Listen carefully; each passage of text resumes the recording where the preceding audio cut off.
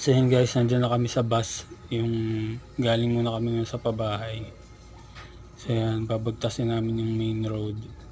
Highway yan. So yan. Medyo matagal-tagal yung video ko na yan. So maganda na yung kalsada sa amin. Yan, daming yung mga ginagawa yung sa gilid, mga kalsada. Project dito sa amin, kaliwat kanan eh. Sa mga road projects, mga flood control, gano'n. So yan.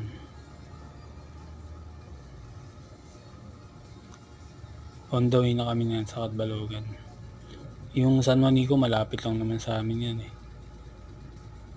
So yan guys.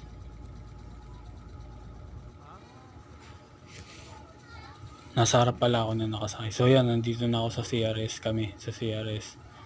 Yan, naghihintay na kami ng libreng sakay. So yan, dito na kami sa summer na yan. Yan, may ginagawang structure. So nandito na kami sa bus, yung JM Liner. Yung diretso Catbalogan na to. So yan. So yan, medyo maulan na nga guys. Basa na yung bintana.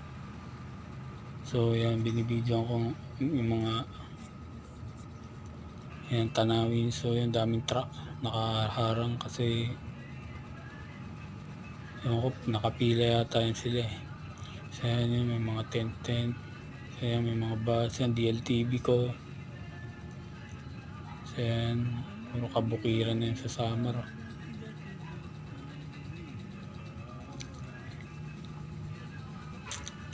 So yan guys, on the way na kami na sa Catbalogan. Medyo nakakantok nga yung biyahe na yan eh. Talagang pinikit ko lang mata ko madalas na pinipikit ko mata ko para hindi ako mabagot kakahintay. So yun lang guys, hanggang dito na lang.